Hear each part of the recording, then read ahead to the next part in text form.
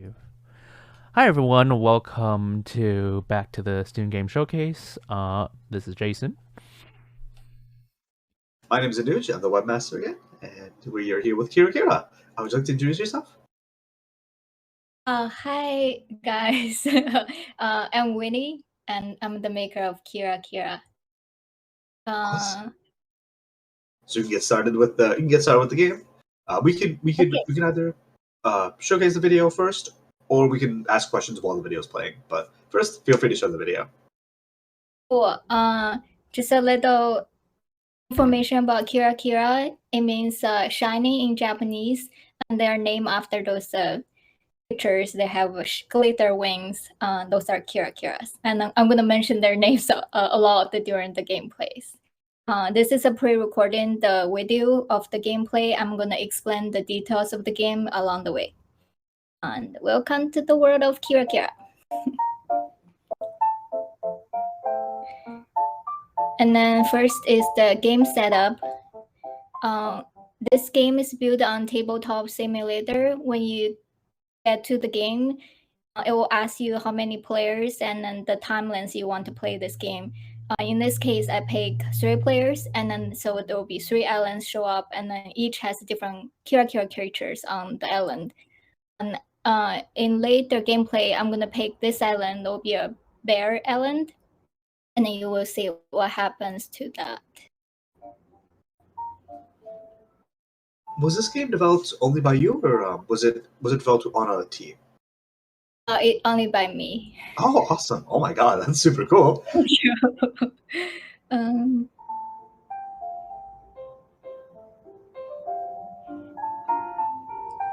And then the game mainly has 3 main features: is the spinning wheel and the sailing boat, and then some 3D blocks building. And I'm gonna explain different sections, more details as the game plays.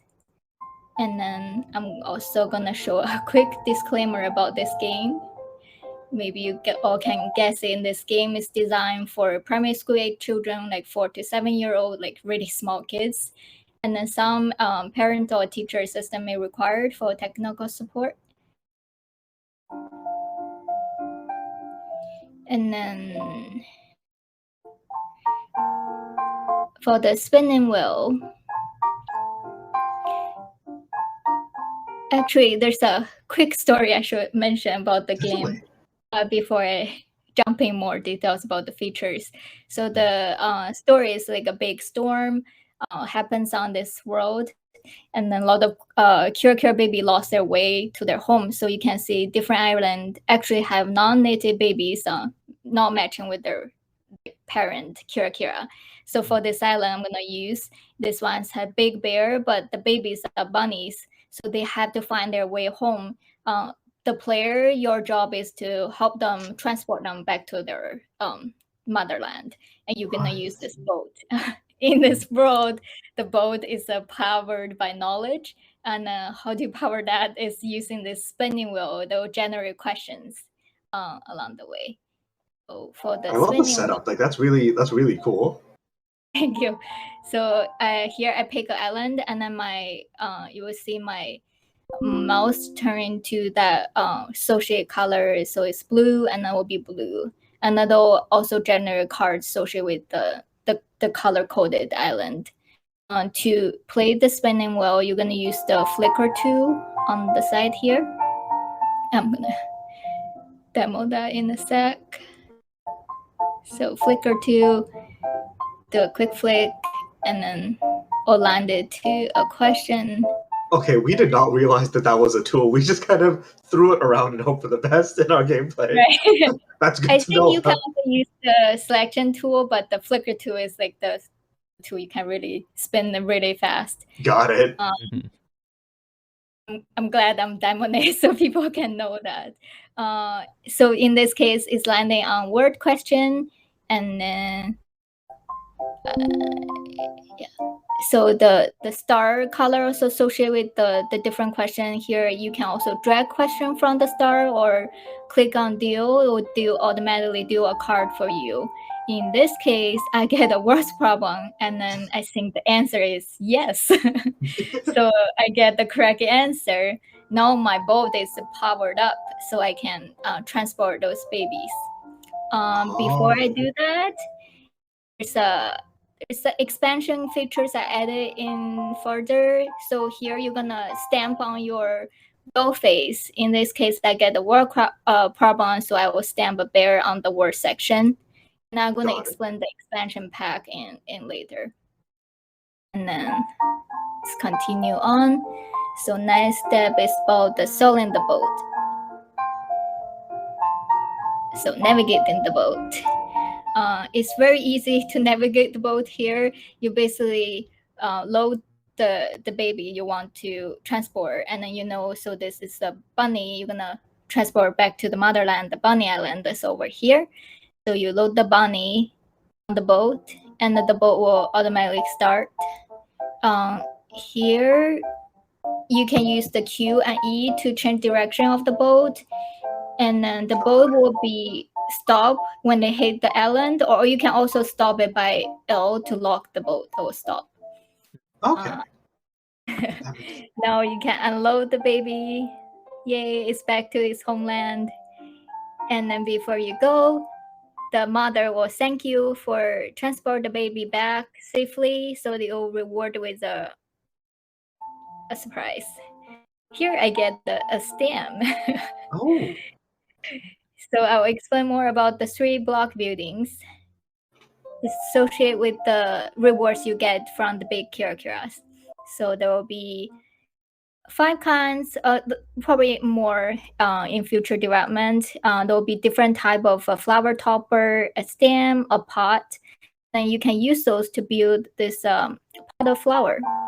Right. Like, kind of like simply stack them together.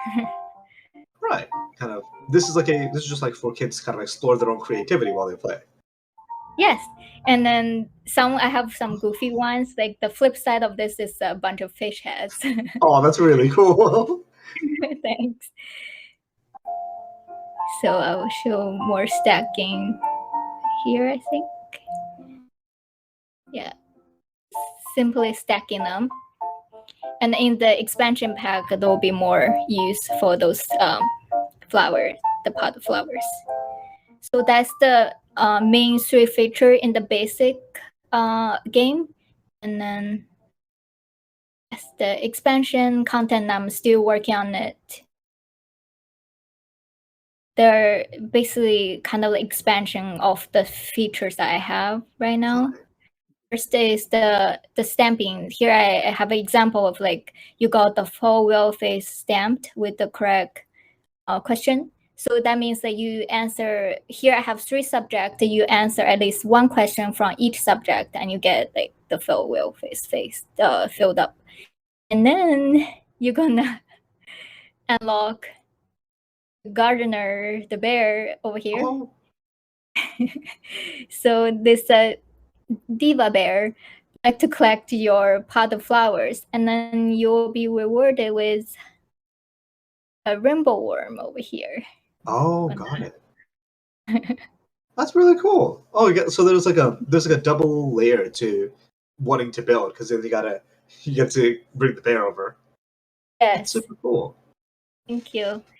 So in the world of Kira, this is kind of like a famous thing. Rainbow worm is a favorite food of the mermaid in Mermaid Cave. I'm gonna show a glimpse of the Mermaid Cave. It's still under development. Right. That's part of the next expansion. Yes.